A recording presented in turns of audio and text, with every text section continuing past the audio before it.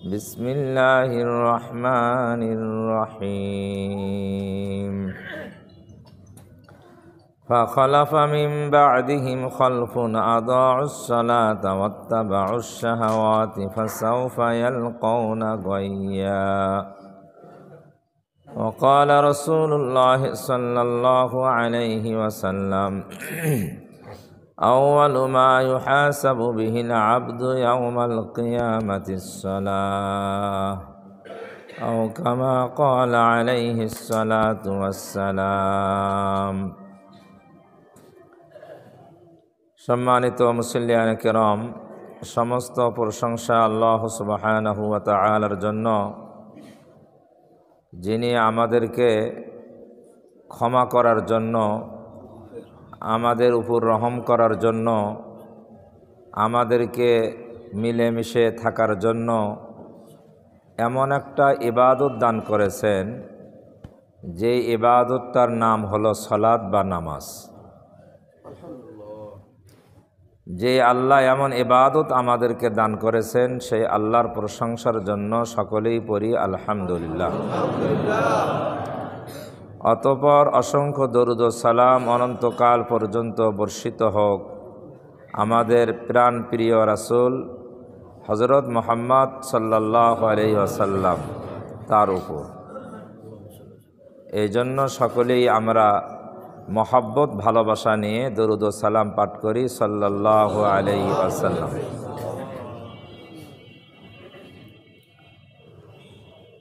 আল্লাহর প্রিয় বান্দা হওয়ার জন্য সর্বপ্রথম যে জিনিসটা দরকার তার নাম হলো ঈমান।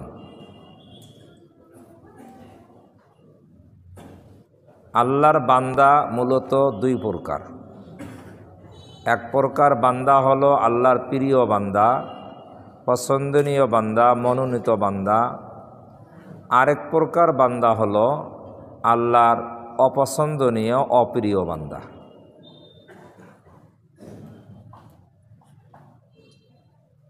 যারা আল্লাহ তাআলার প্রিয় বান্দা, এই প্রিয় বান্দা আবার দুইভাবে প্রিয় হয়। পবিত্র কোরআন শরীফে একটি আয়াতে আছে, আল্লাহু ইয়াজতাবি ইলাইহি মান ইয়াশাউ ওয়া ইয়াহদি ইলাইহি মান ইউনিব। কিছু বান্দাকে আল্লাহ তাআলা প্রিয় বানান, আল্লাহ নিজে তাদেরকে প্রিয় বানানোর জন্য নির্বাচন করেন। কি করেন? নিজেই নির্বাচন করেন। তাদের ভাগ্য কতই না ভালো, নিজেই কি করেন? আল্লাহ নির্বাচন করেন। এই সমস্ত আল্লাহর প্রিয় বান্দা হলেন নবী এবং রাসূলগণ।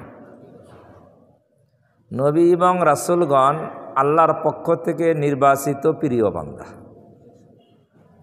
চেষ্টা করে, মেহনত করে, মুজাহাদা করে, লেখাপড়া করে নবী হওয়া যায়? হ্যাঁ, চেষ্টা।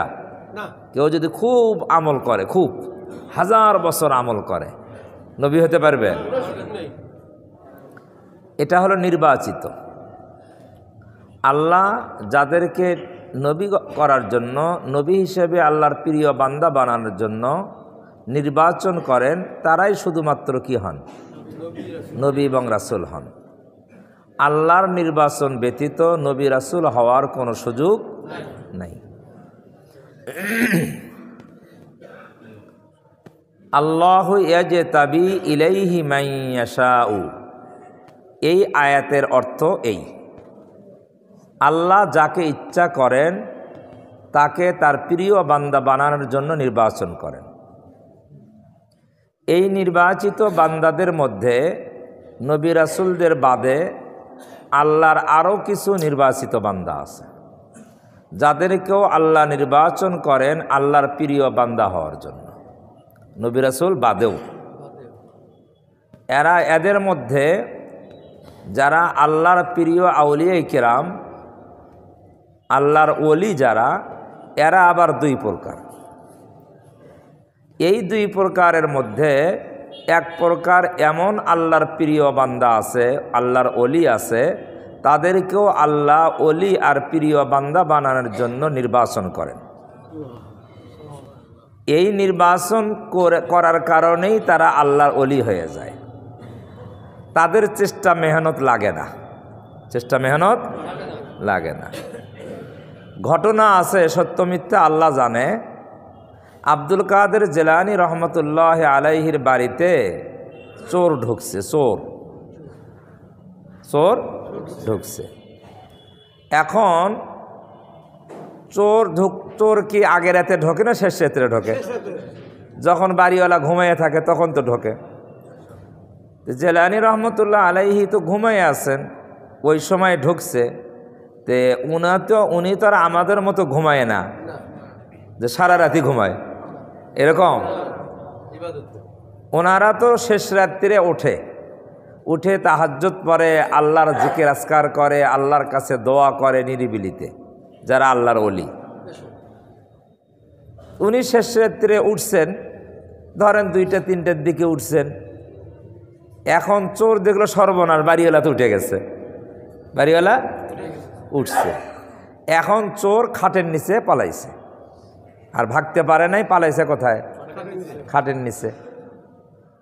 জিলানী রহমতুল্লাহ আলাইহি উঠে ওযু করে তাহাজ্জুদ পড়তেছে, দোয়া করতেছে, জিকির আজকার করতে করতে ফজরের সময় হয়ে গেছে। তো ফজরের সময় হয়ে গেলে আর কি চোরের পালানোর বুদ্ধি আছে? হ্যাঁ, পালানোর বুদ্ধি নেই। এখন ফজরের নামাজের পরে জিলানী রহমতুল্লাহ আলাইহি ওই চোরকে ডাক দিছে, এই চোখের নিচে কে আসো, বের হয়ে আসো। চোর তো বোঝে নাই যে হুজুর বোধহয় দেখেই নাই, তো হুজুর তো দেখে ফেলছে। এখন ডাক দিয়ে বলছে যে তুমি কি জন্য আসছো এখানে? তো সত্য কথা বলছে যে হুজুর আমি তো অভাবী মানুষ, আমি চুরি করার জন্য আসছি। চুরি যে করলে না, কয় হুজুর আপনি যে টের পাইছেন কেমন চুরি করি? হুজুর কয় বসো, তুমি এখানে বসো। কিছুক্ষণ পরে কয়েকজন লোক আসছে হুজুরের দরবারে, এসে বলতেছে হুজুর আমাদের এলাকায় একজন দ্বীনি শিক্ষা দেওয়ার জন্য একজন শিক্ষক দরকার, একজন দ্বীনি শিক্ষা দেওয়ার জন্য, জাহিরি বাতিনি শিক্ষা দেওয়ার জন্য, আধ্যাত্মিক শিক্ষা দেওয়ার জন্য একজন কি দরকার? শিক্ষক দরকার। এইরকম একজন লোক আপনার দরবার থেকে আমাদেরকে দিয়ে দেন। জিলানী রহমতুল্লাহ আলাইহি ওই চোরকে বলল যে তুমি যাও, তুমি যায় তাদের রুহানি, তাদের আধ্যাত্মিক শিক্ষা দাও, তাদের জাহিরি শিক্ষা দাও। কথা বুঝে আসছে না? আসে নাই? এটা কি এই যে যোগ্যতা অর্জন যে করলো, ওই চোর কি নিজে চেষ্টা মেহনত করে যোগ্যতা অর্জন করছে? না, আল্লাহর ওলির মাধ্যমে আল্লাহ তাকে নির্বাচন করে এইভাবে একেবারে তাকে যোগ্যতা সম্পূর্ণ বানায় দিয়েছে। আল্লাহ ওয়ালাদের দরবারে, নবীদের দরবারে এমন কিছু অলৌকিক ঘটনা আছে যে মুহূর্তের মাধ্যমে আল্লাহ তাআলা নবীদের মাধ্যমে অথবা কোনো আল্লাহর প্রিয় ওলির মাধ্যমে এইরকম এক মানুষকে, সাধারণ মানুষকে যোগ্যতা সম্পূর্ণ বানায় দেন। এমন যোগ্যতা সম্পূর্ণ বানায় দেন, এটা আমাদের কাছে কি মনে হবে? অবাস্তব, অবান্তর। কিন্তু আল্লাহর কাছে কোনো কিছু কঠিন নয়, আল্লাহ যা ইচ্ছা তাই করতে পারেন।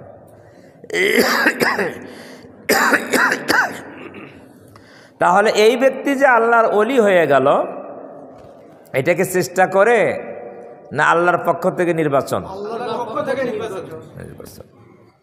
এইরকম অনেক ঘটনা হাদিসেও আছে, ইসলামের ইতিহাসেও আছে যে অলৌকিকভাবে আল্লাহর পক্ষ থেকে কিছু মানুষ কি হয়ে যায়। তো কোরআনের এই আয়াত ইঙ্গিত করে যে আল্লাহ যাকে ইচ্ছা করেন তাকে তার প্রিয় বান্দা বানানোর জন্য কি করেন? নির্বাচন করেন।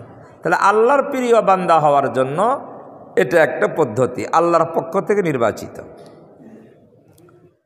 পরের আয়াতে আল্লাহ তাআলা পরের শব্দে বাক্যে আল্লাহ বলেন ওয়াহদি ইলাইহি মাইয়ুনিব। আর কিছু বান্দাকে আল্লাহ তাআলা আল্লাহর প্রিয় বান্দা বানান, আল্লাহ তাআলা সরাসরি নির্বাচন করেন না, বরং ওই আল্লাহর বান্দা আল্লাহকে পাওয়ার জন্য, আল্লাহর নৈকট্য অর্জন করার জন্য সে চেষ্টা মেহনত আল্লাহর দিকে ধাবিত হওয়া শুরু করে। আল্লাহর দিকে কি হয়? আল্লাহর দিকে ধাবিত হয়। আল্লাহর দিকে চেষ্টা মেহনত করতে করতে করতে করতে যখন একেবারে চূড়ান্ত পর্যায়ে পৌঁছে যায়, তখন আল্লাহ তাআলা তাকে আল্লাহর প্রিয় বান্দা বানায় নেন। আল্লাহ তাআলার প্রিয় বান্দা হওয়ার পদ্ধতি কয়টা হলো? দুইটা। একটা, কোনো চেষ্টা মেহনত দরকার হয় না, আল্লাহ ইচ্ছা করে যাকে মনোনীত করেন সে হয়ে যায়। আরেকটা হলো চেষ্টা মেহনত লাগে, অনেক চেষ্টা অনেক মেহনত করতে করতে করতে যখন আল্লাহর পরীক্ষায় পাশ করে, তখন আল্লাহ তাআলা তাকে তার প্রিয় বান্দা, তার ওলি বানায় নেন। কথা বুঝে আসছে না আসে নাই?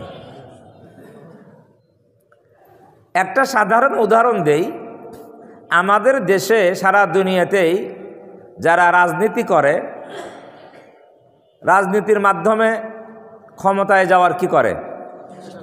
করে না? দীর্ঘদিন রাজনীতি করে, দীর্ঘদিন কি করে? রাজনীতি করে।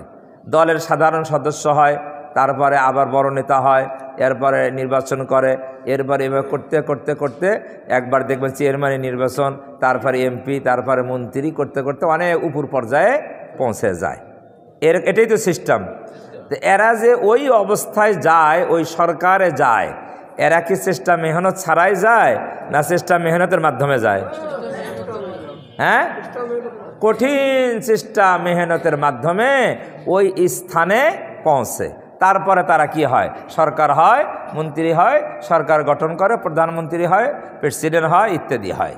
ঠিক না ঠিক? চেষ্টা করে না চেষ্টা ছাড়াই? দুই একদিনের চেষ্টা না দীর্ঘদিনের চেষ্টা? এটাই সিস্টেম। আচ্ছা বলেন তো, বর্তমান অন্তর্বর্তীকালীনে যারা উপদেষ্টা আছে, সরকারে আছে, এরা কি কোনো চেষ্টা মেহনত করে সরকার হয়েছে? কথা বোঝেন নেই? হ্যাঁ, এরা কি কেউ চেষ্টা মেহনত করে সরকার হয়েছে না অটো? হ্যাঁ, এটাই আল্লাহ তাআলার ওই আয়াতের মর্ম। আল্লাহ যাকে নির্বাচন করেন, হ্যাঁ, তার চেষ্টা মেহনতের কোনো প্রয়োজন হয় না। এটা দুনিয়ার লাইন দিয়ে উদাহরণ দিলাম। দুনিয়ার লাইন দিয়ে কি দিলাম? বৈষম্য বিরোধী ছাত্রের মধ্যে থেকে কয়েকজন উপদেষ্টা হয়েছে। তারা মন্তব্য দিছে, আমরা চাইছিলাম কি? চাকরি। কি চাইছিলাম? আমরা বৈষম্য বিরোধী আন্দোলন করছি যে কোটার মাধ্যমে খালি আমরা চাকরি পাই না, মেধাবীরা চাকরি পায় না, যাদের মেধা নাই তারাই কোটার মাধ্যমে কি পায়? চাকরি পায়। তা আমরা এই আন্দোলন করছিলাম যেন এটা না হয়, যাদের মেধা আছে মেধার ভিত্তিতে কি হয়? চাকরি হয়। যে চাইলাম হলো চাকরি, পাইলাম হলো সরকার, হইলাম কি? সরকার। কথা ঠিক না ঠিক? তাহলে এটা কি ওদের ইচ্ছে ছিল সরকার হওয়া, না ইচ্ছে ছিল কি হওয়া?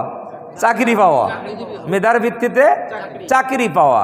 কিন্তু আল্লাহর নির্বাচন ছিল এদেরকে সরকার বানানো। এই জন্য বলতেছিলাম, যেমন দিনের লাইনে আল্লাহ তাআলা যাদেরকে নির্বাচন করেন আল্লাহর প্রিয় বান্দা বানানোর জন্য, নবী রাসূল বানানোর জন্য, আল্লাহর ওলি বানানোর জন্য, এটা যেমন একটা মাধ্যম, এমনি চেষ্টা মেহনত করেও আল্লাহর প্রিয় বান্দা হয়ে যায়, এটাও একটা কি?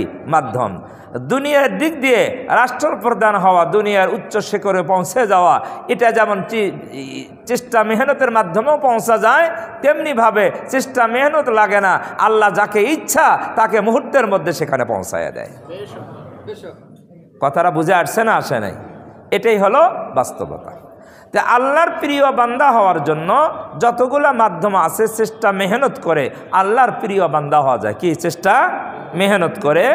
এই মেহনতের নাম হলো সালাত বা কি? নামাজ। সালাত, নামাজ। এই নামাজ এমন একটা ইবাদত, যে ইবাদতের মাধ্যমে ইবাদতটা যথাযথভাবে আদায় করার মাধ্যমে, পরিপূর্ণভাবে আদায় করার মাধ্যমে একটা মানুষ আল্লাহর নৈকট্য প্রাপ্ত হতে পারে, একটা মানুষ আল্লাহর প্রিয় ওলি হতে পারে। যত মাধ্যম আছে তোর মধ্যে একটা মাধ্যম কি? নামাজ।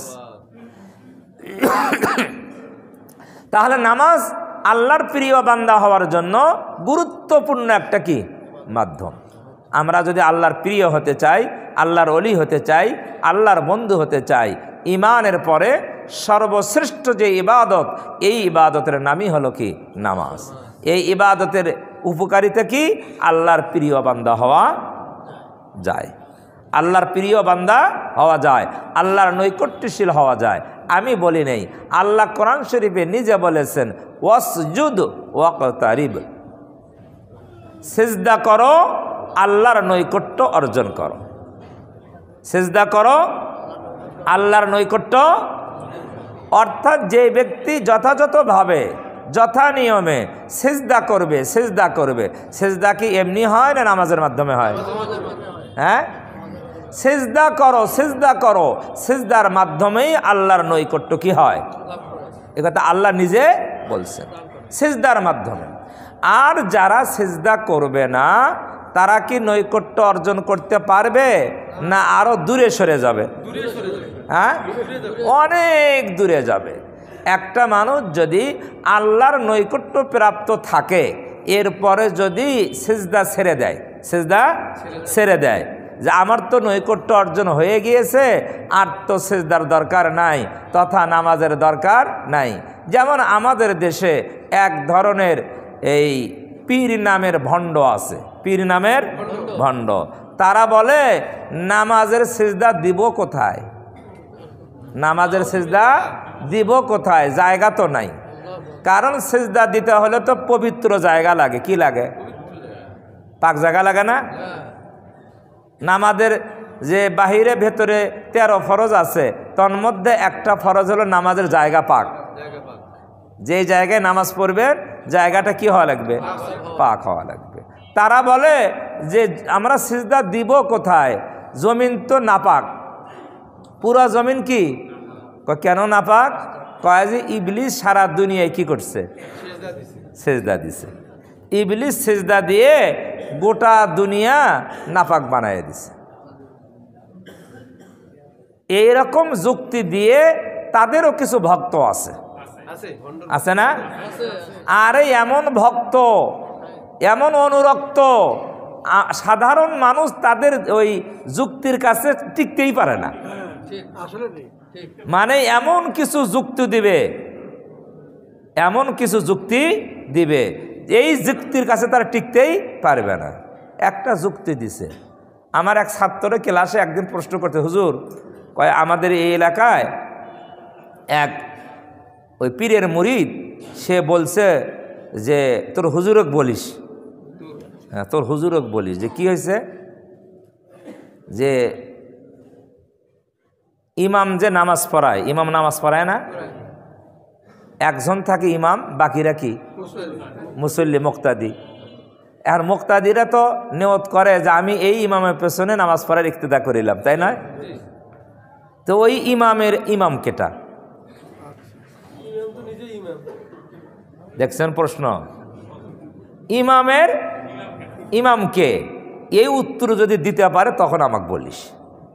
দেখছেন এই উত্তর, প্রশ্নের উত্তর কি দিবেন? ইমামের ইমাম আছে? হ্যাঁ, এমন কিছু জটিল, কঠিন, আনকমন জীবনেও শোনেন নাই, এরকম প্রশ্ন করে আপনার ব্রেনটাকে একবার নষ্ট করে দিবে। তখন আপনি তো সাধারণ ভাই বোন, ঠিকই তো রে, ইমামের আবার ইমাম কই? কয় যে আমাদের যদি ইমাম লাগে তাহলে ইমামের ইমাম লাগবে না, তো সেই ইমাম তো নাই, তাহলে এই মসজিদে নামাজ পড়ি, এই জন্যে আমরা নামাজ পড়ি না। আমরা কি করি না?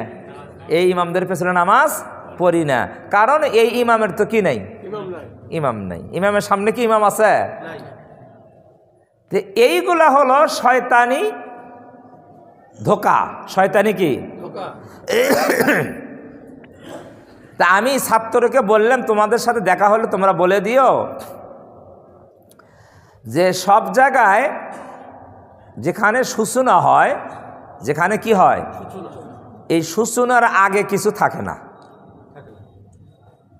সূচনা যখন হইল তার আগে কিছু থাকে, এখান থেকেই শুরু, এখান থেকেই কি শুরু, তার শুরুর আগে কিছু থাকে না।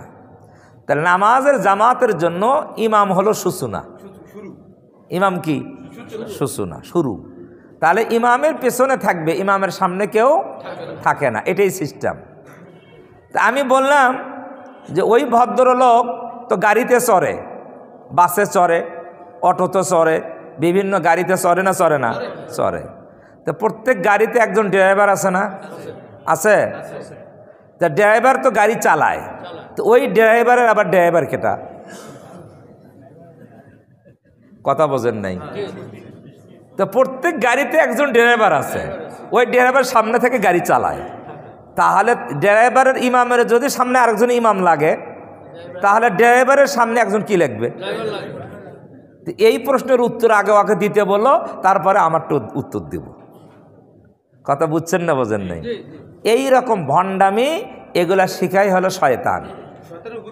কে দেয়? শয়তান। এদের মনের মধ্যে শয়তান বসবাস করে, আর শয়তান এই কথাগুলো বলে এদের ঈমান নষ্ট করে, এদেরকে বেঈমান করে জাহান্নামে নিয়ে যায়। তে এই ভণ্ড পীরদের কি আছে? অনুসারী আছে হাজারো লাখো বাংলাদেশে।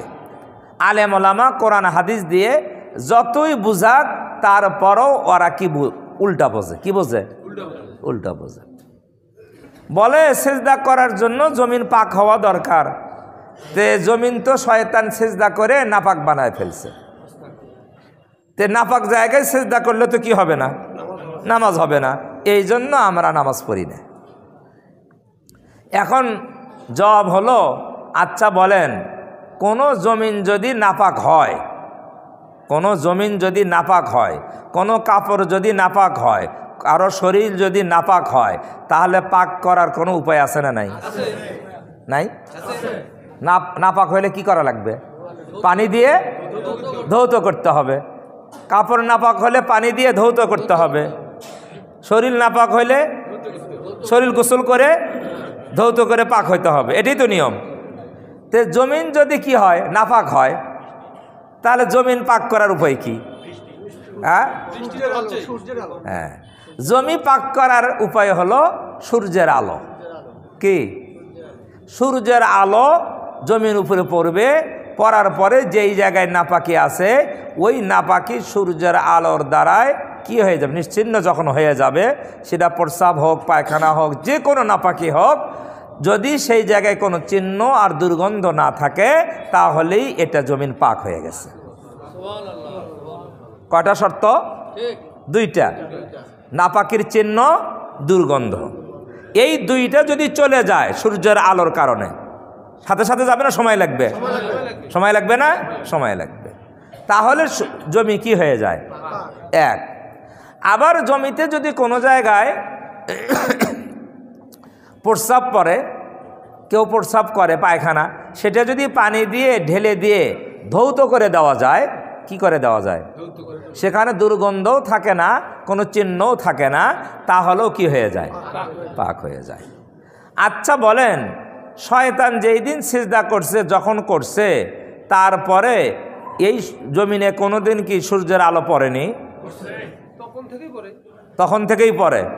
তাহলে পড়লে আমরা যেই জায়গাগুলোতে নামাজ পড়ি, এই জায়গাগুলোতে এরকম দুর্গন্ধ, নাপাকির দুর্গন্ধ আর কোনো চিহ্ন আছে?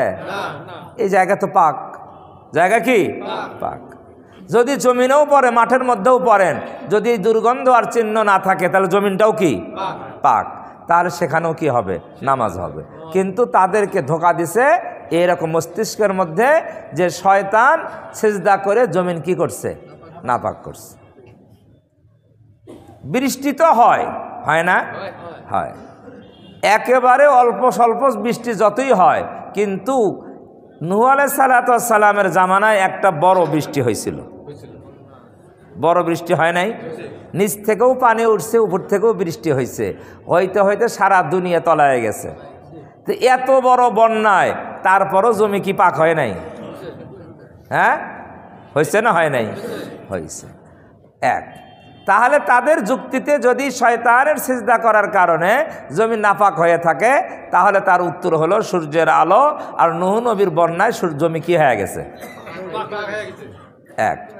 দুই নম্বর কথা, এটা হলো তাদের যুক্তি মেনে নিয়ে এই উত্তর, কিন্তু তাদের যেই যুক্তি, এই যুক্তিটা অবান্তর, এই যুক্তিটাই ভ্রান্ত যুক্তি। কারণ ইবলিস যখন সেজদা করেছে তখন সে শয়তান ছিল? কথা বুঝছেন না, বোঝেন নাই? শয়তান ছিল? তখন কি ছিল? মুআল্লিমুল মালাইকা, ফেরেশতাদের শিক্ষক ছিল। তখন তো সে শয়তানই ছিল না, তাহলে নাপাক হলো কেমনে? শয়তানের সিজদায় তো নাপাক হয় নাই। শয়তান তো যখন শয়তান হইছে তখন সিজদা না করে শয়তান হইছে। সিজদা করে শয়তান হয়েছে না না করে? হ্যাঁ, সিজদা করে শয়তান হয় নাই, সিজদা করার পরে একটা সিজদা করে নাই। কয়টা সিজদা? ওয়াইদ কুলনা লিল মালাইকাতি সুজুদু লিআদম ফাসাজাদু ইল্লা ইবলিস। ওই সময়কার কথা স্মরণ করো। আল্লাহ বললেন, আমি যখন বললাম ফেরেশতাদেরকে তোমরা আদমকে সিজদা করো, ফাসাজাদু, সব ফেরেশতা সিজদা করলো, ইল্লা ইবলিস, কিন্তু ইবলিস ব্যতীত। ইবলিস করলো না। তাহলে ইবলিস সিজদা করে কি ইবলিস শয়তান হয়েছে? না, সিজদা না করে শয়তান হয়েছে।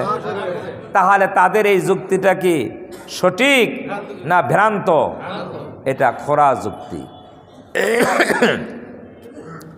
ইবলিস সিজদা করে নাই শয়তান হওয়ার জন্য। কয়টা সিজদা তরক করেছে? কয়টা?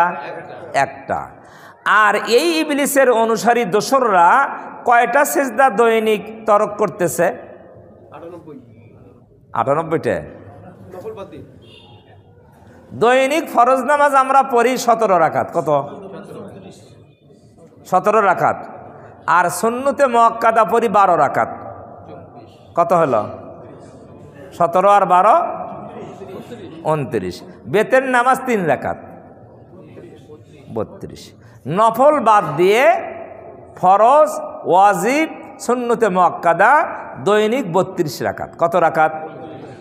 তো এক রাকাত নামাজে সিজদা কয়টা? 2টা। তো 32 রাকাত নামাজে সিজদা কয়টা? 64টা। তো যেই ব্যক্তি নামাজ আদায় করে না, এই ব্যক্তি দৈনিক ফরজ, ওয়াজিব, সুন্নতে মুআক্কাদার 64টা রাকাত, 32 রাকাতে 64টা ফরজ সিজদা তরক করে। সিজদা করা ফরজ না? সুন্নত নামাজের মধ্যেও সিজদা করা কি? নফল নামাজের মধ্যেও সিজদা করা কি? ফরজ নামাজের মধ্যেও সিজদা করা কি? ফরজ। তাহলে 64টা ফরজ কি করলো? তরক করলো। আচ্ছা বলেন, যেই ইবলিস একটা ফরজ সিজদা তরক করে তার 7 লক্ষ বছরের সিজদা নষ্ট হয়ে গেল, তার ইবাদত বন্দেগী নস্বাত হয়ে গেল, মরদুদ হয়ে গেল, অভিশপ্ত হলো, চিরদিনের জন্য জাহান্নামী হয়ে গেল একটা সিজদা তরক করার কারণে। সেই শয়তানের ধোঁকা খেয়ে যেই মানুষটা দৈনিক 64টা সিজদা তরক করতেছে, এখন বলেন এই মানুষটা ওই শয়তানের সমতুল্য অভিশপ্ত না 64 গুণ বেশি অভিশপ্ত? কথা বুঝছেন না বোঝেন নাই? খালি বড় ভাই বললে কি যথার্থ হবে? 64 গুণ বড় অভিশপ্ত। 64 গুণ বড় অভিশপ্ত। একটা সিজদা তরক করে কি করছে? শয়তান হয়ে গিয়েছে। আর দৈনিক 64টা সিজদা তরক করে সে কত বড় অভিশপ্ত! শয়তান কয় এর কাছেও যাওয়া যাবে না। এর কাছেও কেন? আমি একটা সিজদা তরক করে অভিশপ্ত হয়েছি, মরদুদ হয়েছি, আর আমার এই ভক্তরা, আমার এই অনুসারীরা দৈনন্দিন 64টা সিজদা করে আমার চেয়েও 64 গুণ বেশি অভিশপ্ত হয়েছে। আমি যদি তাদের কাছে যাই, আমি যতটুকু অভিশপ্ত হয়েছি ওরা তো আমার চেয়ে অনেক গুণ বেশি অভিশপ্ত। তাহলে বলেন সিজদা করার দরকার আছে না নাই?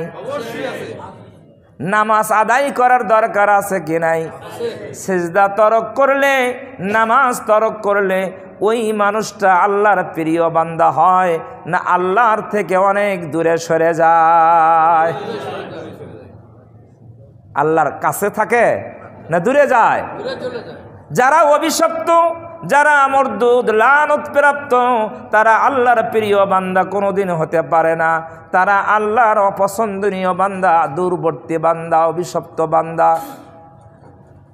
আমার কাছে খুব কষ্ট লাগে, আমরা মুসলমানের সন্তান, নিজেদেরকে মুসলমান দাবি করি, যেই আমলটা সবচেয়ে প্রিয় আমল আল্লাহর কাছে, আল্লাহর নবীর কাছে। আল্লাহর নবীর ইন্তিকালের সময় দুইটি বাক্য বলেছিলেন। ইন্তিকালের সময় কয়টি? যখন নবীজির অজ্ঞান হয়ে যাচ্ছেন, আবার জ্ঞান ফিরতেছে, এমন মুহূর্তে নবীজি দুইটি শব্দ প্রয়োগ করেছেন, আসসালাত আসসালাত ওয়া মা মালাকাত আইমানাকুম। কয়টা শব্দ? আসসালাত আসসালাত, নামাজ নামাজ, ও আমার উম্মত নামাজের খেয়াল করো, নামাজ তরক করো না। নামাজ আমার চোখের শীতল, এই নামাজের মাধ্যমে আল্লাহর নৈকট্য অর্জন হয়। এই নামাজ আমি মেরাজ থেকে নিয়ে এসেছি। আল্লাহর যত হুকুম রয়েছে, আহকাম রয়েছে, সমস্ত হুকুম আর আহকামগুলো আল্লাহ জিবরাইলের মাধ্যমে নবীজি সাল্লাল্লাহু আলাইহি ওয়াসাল্লামের কাছে দুনিয়ায় প্রেরণ করেছেন। সব আহকাম জিবরাইলের মাধ্যমে নবীজির কাছে পাঠানো হয়েছে। কিন্তু নামাজ এমন একটি আহকাম, এমন একটা হুকুম, এমন একটি আমল, এই আমলটা নবীজিকে দান করার জন্য আমার আল্লাহ জিবরাইলের মাধ্যমে পাঠান নাই, সরাসরি নবীজিকে আল্লাহর নিকটে উঠাইয়ে নিয়েছে। কোথায় নিয়েছে? আল্লাহর কাছে উঠাইয়ে নিয়েছেন। আল্লাহর আরশে আজিমে উঠাইয়ে নিয়ে নবীজির সাথে কথোপকথন করে হাদিয়া স্বরূপ আল্লাহ তার নবীর কাছে নামাজ দান করেছেন। তাহলে বুঝেন অন্য অন্য হুকুম আর নামাজের মধ্যে কত বিশাল পার্থক্য, কত বড় পার্থক্য নামাজের মাধ্যমে। নামাজ আর অন্য অন্য ইবাদত, তার মাধ্যমে নামাজের পার্থক্য কত বড়। এই জন্য নবীজি ইন্তেকালের সময় এ কথা বলতেছিলেন, আসসালাত আসসালাত, ও আমার উম্মত নামাজের খেয়াল করো, নামাজের হেফাজত করো, নামাজ যেন তরক না হয়। নবীজির শেষ ওসিয়ত নামাজের ওসিয়ত। ওমা মালাকাত আইমানাকুম, আরেকটি ওসিয়ত করেছেন নবীজি, তোমাদের অধীনস্থদের সম্পর্কে তোমরা সজাগ থাকবা। অধীনস্থকে, হ্যাঁ অধীনস্থ, এখানে ওমা মালাকাত আইমানাকুম এটা মূলত হলো আমাদের কাজের লোক। কিসের লোক? কাজের লোক, কর্মচারী, দাস দাসী, কর্মচারী, কাজের লোক, এদেরকে ওমা মালাকাত আইমানাকুম বলা হয়েছে। তাদের প্রতি খেয়াল করো, তাদের প্রতি নজর রাখো, তাদের হক যেন নষ্ট না হয়। আমরা কি খেয়াল করি? নামাজের ব্যাপারে আমরা যেমন উদাসীন, তেমনিভাবে আমাদের কর্মচারী, আমাদের কাজের লোকের ব্যাপারেও আমরা কি উদাসীন। হযরত ওমর রাদিয়াল্লাহু তাআলা আনহু তার খেলাফতকালে তার গভর্নরদের কাছে একটা চিঠি লিখে পাঠিয়ে দিলেন আর বললেন, ও আমার গভর্নররা জেনে রাখো, আমার কাছে সবচেয়ে গুরুত্বপূর্ণ আমল হলো নামাজ। যেই ব্যক্তি নামাজের যত্ন করবে, নামাজের হেফাজত করবে, নামাজকে যথাসময়ে যথার্থভাবে আদায় করবে, এই ব্যক্তির দ্বারাই অন্য কোনো আমল নষ্ট হওয়ার সম্ভাবনা নাই। আর যেই ব্যক্তির নামাজ ঠিক নাই, যেই ব্যক্তির নামাজের হেফাজত করে না, ওই ব্যক্তি অন্য কোনো শরীয়তের আমল তার দ্বারাই হেফাজত হবে না। এই যে নামাজের গুরুত্ব সবচেয়ে কি বেশি। আজকে আমাদের সমাজে আমরা কি নামাজ সবাই পড়ি?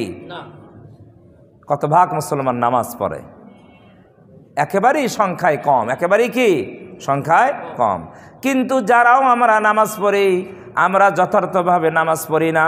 নবীজি বলেছেন সল্লু কামা রাআইতুমুনি উসাল্লি, ও আমার উম্মতেরা, আমি নবী যেমন নামাজ পড়লাম তোমরা তেমনিভাবে নামাজ আদায় করো, আমার মতো নামাজ করো, আমার মতো আমি যেভাবে নামাজ পড়েছি। এখন তো নবীজি আমাদের সামনে নাই, নবীজিকে দেখার কোনো সুযোগ নাই, তাহলে নবীজিকে দেখে দেখে কেমনে নামাজ পড়ব? নবীজি যেভাবে নামাজ আদায় করেছেন, সাহাবায়ে কেরাম নবীজিকে দেখে দেখে নামাজ শিখেছেন, সাহাবায়ে কেরাম নবীজির নামাজের পদ্ধতি বর্ণনা করেছেন, মুহাদ্দিসিনে কেরাম সেই সাহাবীদের বর্ণনা হাদিসের কিতাবের মধ্যে লিপিবদ্ধ করেছেন। ঠিক না বে ঠিক? তাহলে হাদিসের কিতাব থেকে আমরা যদি দেখে দেখে নামাজ আদায় করি তাহলে আমাদের নামাজ হবে নবীজির নামাজের মতো। আর নবীজির নামাজের মতো যদি নামাজ হয় ওই নামাজটাই হবে আল্লাহর কাছে গ্রহণযোগ্য নামাজ, ওই নামাজের মাধ্যমে আল্লাহর নৈকট্য অর্জন সম্ভব। পক্ষান্তরে নামাজ যদি নবীজির নামাজের মতো না হয়, নামাজ যদি আমার মন মতো হয়, কি আমার মন মতো, যেমন ইচ্ছা তেমন সেজদা করলাম, যেমন ইচ্ছা তেমন রুকু করলাম, যেমন ইচ্ছা তেমন দাঁড়াইলাম, যেমন ইচ্ছা তেমন ওযু করলাম, আমার মন যেভাবে চায় সেইভাবে যদি আমি নামাজ আদায় করি। এক সাহাবী বর্ণনা করেছেন, এক ব্যক্তিকে দেখে, এক ব্যক্তিকে নামাজ পড়লো, নামাজ পড়ার পরে বলে তুমি কতদিন থেকে নামাজ পড়ো? বলে আমি 40 বছর থেকে নামাজ পড়ি। কত বছর? 40 বছর। আল্লাহর নবী সাহাবী হুযায়ফা রাদিয়াল্লাহু তাআলা আনহু বলেন তুমি যেইভাবে নামাজ পড়লে এইভাবে নামাজ পড়ে যদি তুমি মৃত্যুবরণ করো তাহলে তোমার নামাজ নবীর নামাজের মতো হয় নাই। তুমি নবীর আদর্শের উপর তোমার মৃত্যু হবে না, তোমার বদ্দীনের উপর মৃত্যু হয়ে যাবে। এই জন্য কোরআন শরীফে সূরা মাউনের মধ্যে আল্লাহ তাআলা বলেছেন ফাওয়াইলুল লিল মুসাল্লিন। আয়াতটা তো সবারই জানা, হ্যাঁ? ফাওয়াইলুল লিল মুসাল্লিন, মুসল্লিদের জন্য। মুসল্লি মানে নামাজি, মুসল্লি মানে কি? নামাজিদের জন্য, মুসল্লিদের জন্য। ওয়াইল, ওয়াইল মানে ধ্বংস, ওয়াইল মানে কি? ধ্বংস। ওয়াইলের আরেক অর্থ হলো, ওয়াইল একটা দোজকের নাম। ওয়াইল 7টা দোজকের একটা দোজকের নাম হলো ওয়াইল। আল্লাহ নবী নয়, আল্লাহ নিজে বললেন ফাওয়াইলুল লিল মুসাল্লিন, নামাজি আর মুসল্লির জন্য ধ্বংস আর ওয়াইল দোজক। তাহলে যেই নামাজ হলো জান্নাতের চাবি, সেই নামাজ পড়ে আবার মানুষ দোজকে যাবে। কারণটা কি? কারণ স্পষ্ট আমার বলার দরকার নাই, আল্লাহ নিজেই আয়াতের পরের আয়াতে বলছেন আল্লাযীনা হুম ইউরাউন। ফাওয়াইলুল লিল মুসাল্লিন আল্লাযীনা হুম আন সালাতিহিম সাহুন আল্লাযীনা হুম ইউরাউন। 2টা কারণ বলছে 2টা আয়াতে। একটা হলো নামাজি, ওই মুসল্লি হয়েও নামাজি হয়েও দোজকে যাবে, নামাজি হয়েও ধ্বংসপ্রাপ্ত হবে। কোন নামাজি? আল্লাযীনা হুম আন সালাতিহিম সাহুন, যে নামাজ পড়ে অলসতা করে। কি করে? অলসতার মাধ্যমে নামাজ পড়ে। নামাজ যখন দাঁড়ায়, দাঁড়ানো ঠিক নাই, দেখবেন যে এক পায়ের উপর ভর করে দাঁড়ায়, আছে না নাই? এক পায়ের উপরে ভর করে দাঁড়ায়, অলসতা করে নামাজ পড়ে। নামাজের রুকু ঠিক নাই, সেজদা ঠিক নাই, নামাজের পড়তেই দেখলেই মনে হয় একেবারে অলস্য হয়ে কি করতেছে? নামাজ আদায় করতেছে। আল্লাহর কোরআন বলে ওই নামাজের জন্য ওয়াইল আর ওয়াইল দোজক আর ধ্বংস, যেই নামাজি অলসতা ভরে নামাজ পড়ে। পরের আয়াতে আল্লাহ বলেন যে যারা আল্লাযীনা হুম ইউরাউন, ওই নামাজের জন্য ওয়াইল দোজক, ওই নামাজের জন্য ধ্বংস, যেই নামাজি মানুষকে দেখানোর জন্য নামাজ পড়ে। লোক দেখানোর জন্য নামাজ পড়ে। নামাজ পড়তে হবে কাকে দেখানোর জন্য? হ্যাঁ, আল্লাহকে দেখানোর জন্য নামাজ পড়তে হবে। কথার মর্ম কি? আল্লাহর সন্তুষ্টির জন্য নামাজ আদায় করতে হবে। আমি যখন নামাজ পড়ব, হাদিসে জিবরাইল আছে আনতা আবুদাল্লাহ কান্নাকা তারাহু। জিবরাইল আলাইহিস সালাতু ওয়াস সালাম নবীজিকে কয়েকটা প্রশ্ন করেছিলেন। তার মধ্যে একটা প্রশ্ন ছিল ইয়া মুহাম্মাদু মাল ইহসান, ইহসান কি? নবীজি বললেন আনতা আবুদাল্লাহ কান্নাকা তারাহু, তুমি ইহসান হলো এমনভাবে তুমি নামাজ আদায় করো যেন তুমি আল্লাহকে দেখতেছ। আল্লাহকে দেখা যায়? হ্যাঁ, এই কথাটা একটা জটিল কথা। আল্লাহকে তো এই দুনিয়াতে চর্মচক্ষে দেখা যায় না, তাহলে আল্লাহর নবী বুখারীর হাদিস, নবীজি বললেন এমনভাবে ইবাদত করো আনতা আবুদাল্লাহ কান্নাকা তারাহু, যেন তুমি আল্লাহকে দেখতেছ। অন্য জায়গায় আমরা পাইলাম লা তুদরিকুল আবসার ওয়া হুয়া ইউদরিকুল আবসার, দুনিয়ার কোনো চক্ষু আল্লাহকে দেখতে পায় না, আল্লাহ সবাইকে দেখেন। এখানে আবার নবীজি বললেন এমনভাবে ইবাদত করো যে যেন তুমি আল্লাহকে দেখতেছ, তাহলে বোঝা যায় আল্লাহকে দেখা যায়। হাদিস প্রমাণ করে আল্লাহকে দেখা যায়। তবে ওই আয়াতে আল্লাহকে চর্মচক্ষে দেখা যায় না, এই চর্মচক্ষের দেখাকে নিষেধ করা হয়েছে। চর্মচক্ষে আল্লাহকে দেখা যায় না, কিন্তু মানুষের চর্মচক্ষু বাদে আরেকটা চক্ষু আছে। কি চোখ আছে না নাই? এ কথা আমার কথা না, কোরআন শরীফে আল্লাহ অন্যত্র বলেছেন ওয়ালাকিন তা'মাল আবসারু বিল্লাতি, ওয়ালাকিন তা'মাল আবসারু, তাদের চক্ষু চর্মচক্ষু অন্ধ হয় নাই, ওয়ালাকিন তা'মাল কুলুবুল্লাতি ফিস সুদূর, বরং তাদের অন্তরচক্ষু অন্ধ হয়েছে।